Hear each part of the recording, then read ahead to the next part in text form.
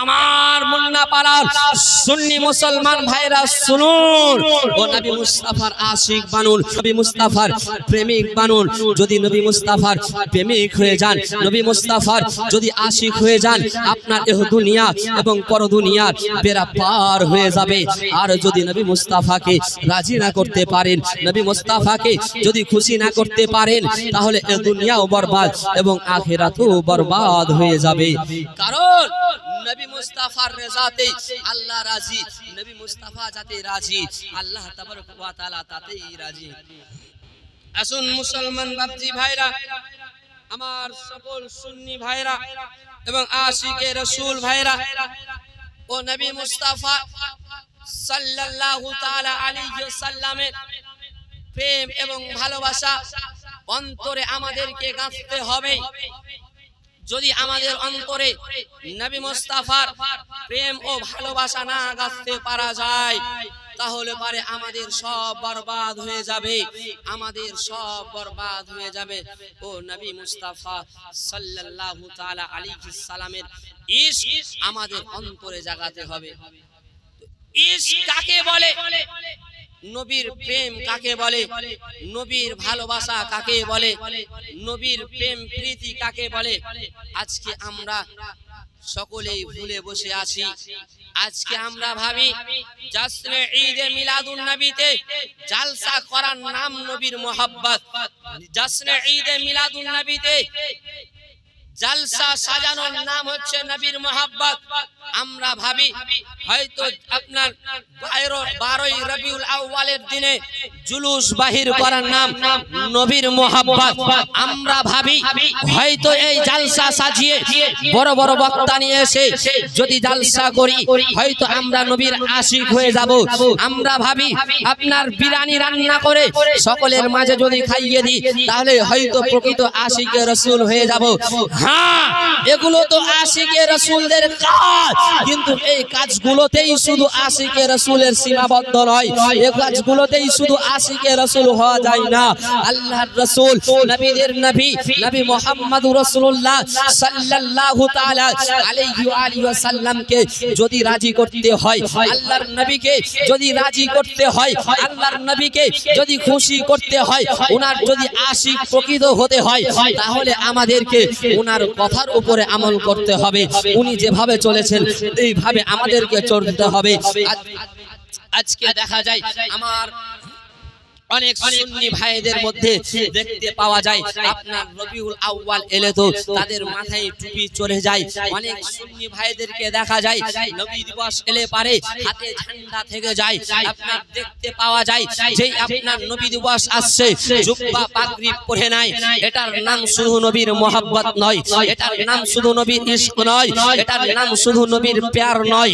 এ মুসলমান বাপজি ভাইরা শুনুন, নবীর ভালোবাসা কাকে বলে?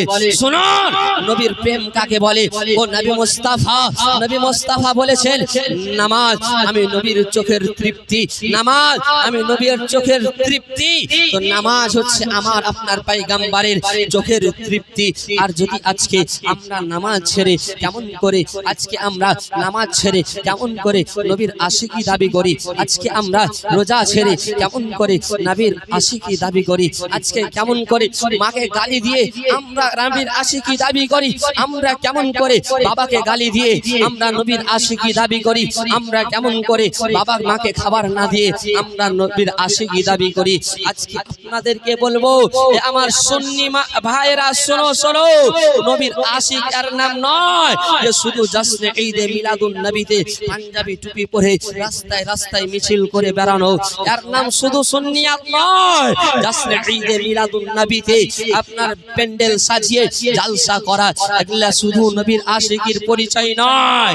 এ মুসলমান ভাইরা আপনাদেরকে বলি শুনুন, ও নবী মুস্তাফা সাল্লাল্লাহু তাআলা আলাইহি ওয়া আলিহি ওয়াসাল্লামের সমস্ত কথার উপরে আমল করার নাম হচ্ছে নবীর প্যার, নবীর ভালোবাসা এবং নবীর আশিকির পরিচয় দেওয়া। বলুন সুবহানাল্লাহ। আজকে আমাদের সমাজে দেখতে পাওয়া যায় আপনার নবী দিবস এলেই তো আপনার সকলে পাঞ্জাবি টুপি পরে বেরিয়ে যায়। জালসা করার সময় গলায় আপনার ব্যাজ ঝুরিয়ে ভলেন্টিয়ারের বা কমিটির মানুষের মধ্যে একটা মানুষ হয়ে যাওয়ার পরে মনে হচ্ছে বিশাল পরহেজগার মুত্তাকি মানুষ, নবীর প্রেম মনে হয় ওর মধ্যেই সবচাইতে বেশি। পাঞ্জাবি টুপি পরে আপনার উপস্থিত হয়ে যায়। অবশ্য এগুলো করা নবীর আশিকীদের পরিচয়, কিন্তু এটাই যে শুধু নবীর আশিকীদের পরিচয় এটা নয় বাপজি ভাইরা, আমার মুসলমান নওজওয়ান ভাইরা। আজকে আমাদের সমাজে বেশি আজকে আমাদের সমাজে এই যে ঘটনাটি ঘটে, এই ঘটনাটি ঘটছে যে আমাদের পিতা মাতা আমাদের জন্য ভারী হয়ে যায়। আজকে আমি আপনাদেরকে মা বাবা কি জিনিস আপনাদেরকে বলে যাই। মা বাবা কি জিনিস? আরে নবীর আশিকি হতে গেলে মা বাবার কদমে পড়তে হবে, মা বাবার কদমে পড়তে হবে। খোদার কসম করে বলি, যদি কারো প্রতি কারো মা বাবা নারাজ থেকে যায়, তার প্রতি স্বয়ং খোদা রাজি হবে না, কারণ সে নবীর আশিকের আশিকদের অন্তর্ভুক্ত হতে পারবে না। কারণ নবীর আশিক ওরাই যারা মা বাবার কদর করে, নবীর আশিক ওরাই যারা মা বাবাকে সম্মান করে, নবীর আশিক ওরাই যারা মা বাবাকে ঠিকভাবে খাবার দেয়, নবীর আশিক ওরাই যারা মা বাবাকে আপনার উঁচু আওয়াজে কথা বলে না। আমার মুসলমান বাপজি ভাইরা শুনুন, ও নবী মুস্তাফা সাল্লাল্লাহু তাআলা আলাইহি ওয়া আলিহি ওয়াসাল্লাম নবী আমার বলে দিয়েছেন যে মা বাবার সামনে তোমরা খবরদার সাবধান হয়ে যাও। খবরদার তোমরা তোমাদের মা বাবার সামনে উঁচু আওয়াজে কথা বলো না। তোমরা তোমাদের মা বাবার সামনে উঁচু আওয়াজে কথা বলো না। তোমরা তোমাদের মা বাবার সামনে উঁচু আওয়াজে কথা বলো না। কিন্তু আজকে আমার অনেক সুন্নি মুসলমান ভাইদেরকে দেখতে পাওয়া যায় ছোট ছোট বিষয় নিয়ে মা বাবার উপরে উঁচু আওয়াজে কথা বলে। অনেক আমার নওজওয়ান বাপজি ভাইরা আছে যারা আপনার মা বাবা যখন বৃদ্ধা হয়ে যায় তাদের উপর থেকে তাদের ভালোবাসা উঠে যায় এবং তাদেরকে এক মুঠো খাবার দিতে তাদের কষ্ট হয়। কিন্তু তারা তো ভুলেই গিয়েছে, তাদের তো স্মরণে আর নাই। কারণ তারা তো বড় হয়ে গিয়েছে, সন্তান তো বড় হয়ে গিয়েছে। মা কি কষ্ট করে সন্তানকে বড় করেছে, মা কতটা কষ্ট করে সন্তানকে বড় করেছে, সে তো সব ভুলেই গিয়েছে। কারণ সে তো এখন আরামেই আছে, তাই তার মা তাকে কত কষ্ট করে বড় করেছে এই কথাগুলি তো ভুলে গিয়েছে। আমার রাজপুর বাহুরা, মুন্না পাড়ার সুন্নি মুসলমান ভাইরা শুনো, কান খুলে শুনে নাও। নবীর আশিক হতে গেলে মায়ের কদমে পড়ো, মায়ের কদমে পড়ো, মায়ের কদমে পড়ো। কারণ ও মা যে মা নিজে না ঘুমিয়ে তোমাকে ঘুমিয়েছিলেন। আল্লাহ আজকে মায়েদের ওই কদরগুলো, মায়েরা যে কষ্টগুলো করেছে, মা যদি সন্তানকে বলে বেটা তুই জানিস তোর জন্য আমি কত কষ্ট করেছিলাম, এ বেটা তুই কি জানিস তোর জন্য কত আমি কষ্ট করেছিলাম, যখন তুই পেশাব করে দিয়েছিলি বিছানায়, সেই সময় তুই ভিজা যে জায়গাটা ছিল ওই জায়গা থেকে তোকে উঠিয়ে নিয়েছিলাম, সাইডে জায়গা ছিল না।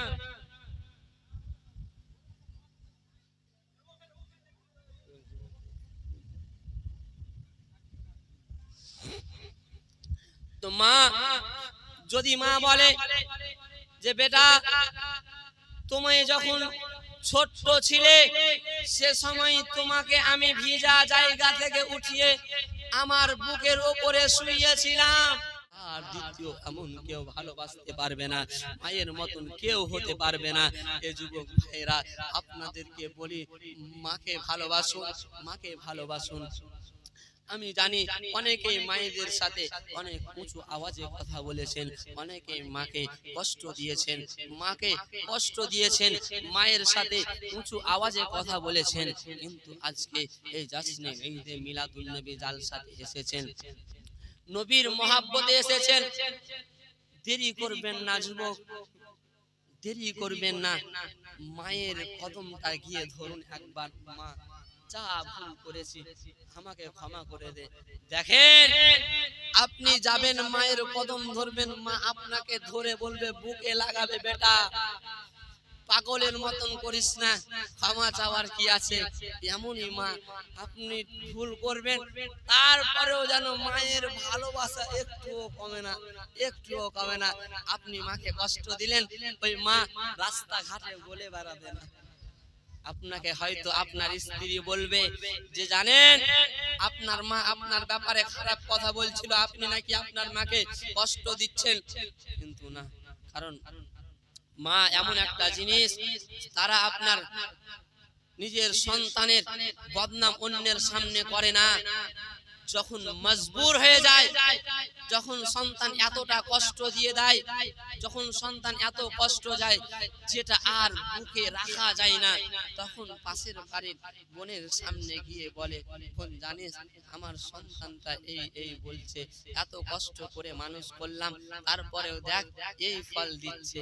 এ যুবক সাবধান হয়ে যান, কারণ যদি মাকে একটু কষ্ট দিয়ে দেন, আপনার ইন্তেকাল হয়ে গেলে, আপনার যদি ইন্তেকাল হয়ে যায়, আপনি জাহান্নামী নিশ্চিত, আপনি জান্নাতের অধিকারী হতে পারবেন না।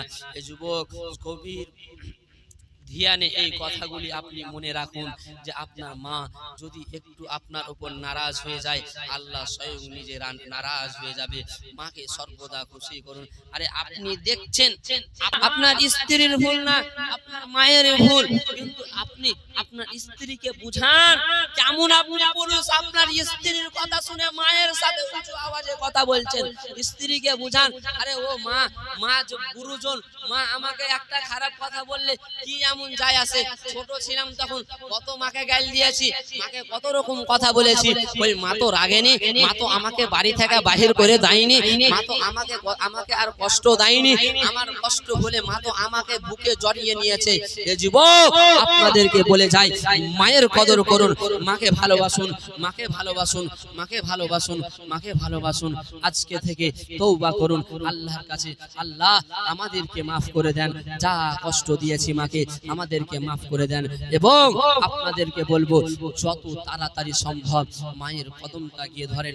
আরে মায়ের কদম ধরবেন তো নিজেকে ভাগ্যবান মনে করবেন, কারণ আমি যখন কোনো জালসা বা মিলাদে যাই, আমি আমার মায়ের যখন কদমে হাতটা রেখে যাই, আমার দিলে এত সুকুন লাগে, এত শান্তি লাগে যে বলে বোঝাতে পারা যায় না। আমি হয়তো ভাবি যে আজকে আমি সবচাইতে হ্যাপি, আমি হয়তো সবচাইতে ভালো, আমার মনটা আজকে সবচাইতে ভালো আছে। এমনকি আমার মা বাবার কদম যখন হাত দিয়ে যখন আমি স্টেজে উঠি, আর আমি চিন্তা করি না আজকে আমি স্টেজে উঠে কি বলবো, আজকে আমি স্টেজে উঠে কি বলবো, কি ধরবো, কি দিয়ে শুরু করব, কি বক্তব্য দিব। আল্লাহ পাক রব্বে কায়নাতের মনে হয় দয়াতে, আল্লাহ পাক রব্বে কায়নাতের দয়াতে মনে হয় আমি যেন বলে যাচ্ছি, কিছু শেষ হয় না, একের পর এক মজু মনে হচ্ছে আমার জেহেনে চলে আসছে, আমার জেহেনে চলে আসছে। আমি ভাবি এইটুকু বলবো, আল্লাহর রহমতে অনেক কিছু আমার মাথায় চলে আসে। আমি মনে করি এগুলো আমার মা বাবার দুয়ার বাদাউলাতে। বাপজি ভাইরা আপনাদেরকে বলি, মা বাবার দুয়ার পাওয়ার এতটা, মা বাবার দুয়াতে আল্লাহর ওলি হওয়া যায়, আল্লাহর ওলি হওয়া যায়।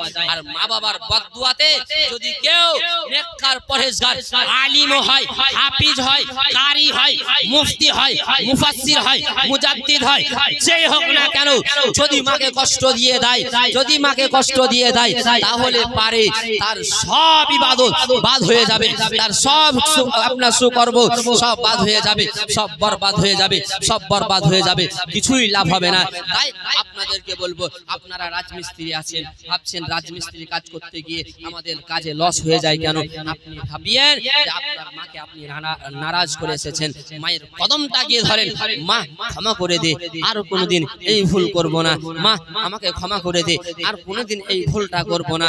মা ক্ষমা করে দেয়, যদি মায়ে যদি দোয়া করে দেয়, আল্লাহ আমার সন্তানকে বড় করো, আল্লাহ আমার সন্তানকে কামিয়াবি করো, তখন আল্লাহ তাবারক ওয়া তাআলার কাছে যখন মা দোয়া করবে, দোয়া শেষ হবে না, আল্লাহ দোয়া কবুল করে নেবে। বলুন সুবহানাল্লাহ।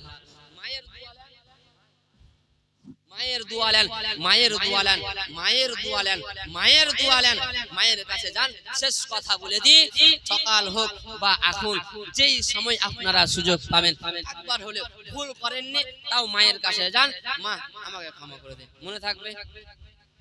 আপনাদের থাকবে তো মা, যাদের যাদের মা আছে বেঁচে, কারণ মা চলে গেলে আর ক্ষমা চাওয়ার সুযোগ পাবেন না। তাই আপনাদেরকে বলবো, মা আছে তো মায়ের কাছে যান, মাকে বলেন, মা আমাকে ক্ষমা করে দিস, যা ভুল করেছি, জেনে বা না জেনে, যদি ভুল করে থাকি ক্ষমা করে দিস। কারণ মায়ের কাছে ঘন ঘন ক্ষমা চাইবেন, কারণ কথাই না কথায় মা যদি কষ্ট পেয়ে থাকে তাহলে আল্লাহ তাআলা নারাজ হবেন, এমনকি আপনার জিন্দেগির ইবাদত বান্দেগি সব বরবাদ হয়ে যাবে।